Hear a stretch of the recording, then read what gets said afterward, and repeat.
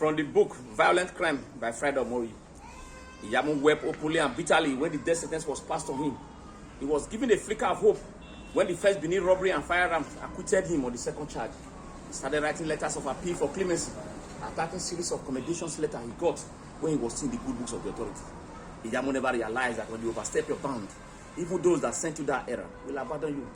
He rounding up his judgment on Iyamu, Omagege remarked that here was a man so much in love with his gun, he made it his wife. A sharpshooter who takes delight in killing criminals without rigor to the safeguard provided by law, or at a time when the services was most needed, turned his back at society and refused to shoot. It was this carryover malice of Iyamu's extrajudicial killings that dictated his death. Iyamu was like a small wound that was allowed to fester and became cancerous and almost battered the image of the force. He should have been dealt with in an orderly room trial process and the services dispensed with rather than bitter throughout it. The bottom line is that Iyamu knew Anini, but the relationship went soured due to Kingsley Eweka issue, and Anini perceived injustice right from the raid at Ibadan and Orowo. From that moment, Anini then vowed to rope Iyamu into trouble, as he believed Iyamu was the arrowhead of the attack against him. Policemen are taking a lot of risks at policing the society. We should be very careful when accusing them. When it became obvious to Iyamu and Anini, when it became obvious to Iyamu and his family that he was not going to be granted clemency, he then planned with his family to bring food with poison for him to avoid public execution. When his 16-year-old daughter brought the food to Adesuwa division, now the headquarters of the newly established Zone 5, the police guard on duty asked her to taste the food. She refused. Iyamu was yelling from inside the prison cell that they should allow him to have the food as it was specially prepared for him. When the police guard on duty put some of the food on ground for a police dog to eat, 5 minutes later the dog convulsed and died. From then on, Iyamu was no more allowed to food to be brought to him. On the eve of 13th February 1967, Bende Broadcasting Service, Radio Bende, started broadcasting the confirmation of the death sentences of Iyamu and 9 others. The others were Friday Ukuma alias Ufege, Solomon Osefeka alias Apakon, Bernard Obi, Moses Idaos alias Moli, Philippe Webeloa also known as Moli, John Bulahunwa alias JB, Monday and Sivanis Anoyago. The 10th person was Odaro escaped from detention that week. On the 14th of February 1987, a Valentine Day, as early as 6:30 a.m., Iyamu was waking up and told to get dressed up as the military governor wanted to see him. Iyamu replied, "Is today not Saturday? Today is not a working day. How will the governor want to see me?"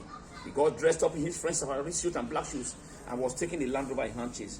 Though execution by firing squad was always at Amin Barracks at Bubahi, the multitude of people going towards Ekewan Road plus the red flag at Asoro Hill Junction soon made him to realize the end has come. Iyamu and 8 others were the first set of armed robbers to be executed at Ekewan Road. The last set of people to be executed at Bubahi included David Ukwegbe. At execution ground, Ukwegbe claimed that Anini was his boy, that he trained him. As at then, Anini has not been arrested. When Anini was eventually arrested and asked about Ukwegbe, he denied ever knowing him.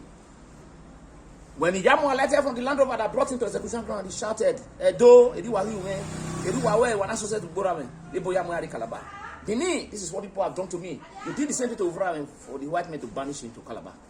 As he was being tied to the execution stake, Iyamu said, "We ran in Bini language, don't tie me to the wood." He went on to say that Osanyande, the police commissioner, has been after him. In his exact words, Osanyande want to reduce me from maximum to minimum. He went on to say that one of his in-law, Iyari, a retired educationist, was owing him 900 naira, that he should pay the money to his children. Iyari died in 2003. Iyamu said no one should touch his properties, as the house at Arosa, he inherited it from his father. He took loan to renovate it from the rentage he was getting. He used to build the one at Heneden Street, close to Second Cemetery at Dusebu, where he was buried in a mass grave along with the other 8 men. In rounding off a chat with the press, Iyamu burst into a Bini song. The song goes like this: "Upopa bono legame, eho no wekuga ho, ekomega biezeva, bumeri omyo mafani gedi." For the non-Benis, let me give the translation of this Iyamu swan song of Braga Dasu. "With the tribulation of the world that surround me, a great and turbulent wave that is blowing, my mind is having double thoughts. Come and rescue me, Almighty God, and don't let me fall." Jody Iyamu's story is a reminder of the irony of life. From his meteoric rise in the police force to a roller coaster descent to the abyss of ignominy, and finally to Golgotha, it's a warning to all and sundry that whatever position one is entrusted with, you should operate within the ambit of the law. Let equity, fair play, and justice be your watchword. The Benis, who were praising Iyamu for his ruthlessness against bandits, we are the same that said crucify him. Public opinion that pervaded the air in the whole of Benin then might have played the role in the death verdict. Everything concerning Iyamu after his death were treated with disdain. A pariah status were attached to the personalities to the extent that his daughter at Idia College had to withdraw. What a tragedy of it. After Iyamu's execution, his remains were loaded into a Danfo ambulance bus for onward transportation to Zebu Cemetery, where he was buried in a mass grave along with the other men. Even in death, Iyamu continued denying knowing Anini and any of his gang members. Instead of he asking God to forgive him of any other sins, he was preoccupied with the properties he was leaving behind. The Holy Book says, "In my life does not consist of the abundance of possession." One remarkable event that happened that day after execution was the heavy downpour, accompanied by heavy turbulent winds. There were different interpretations by people of esoteric knowledge about that unusual natural phenomenon. Some said the rain has come to wash away the blood of the evil ones. Some said, and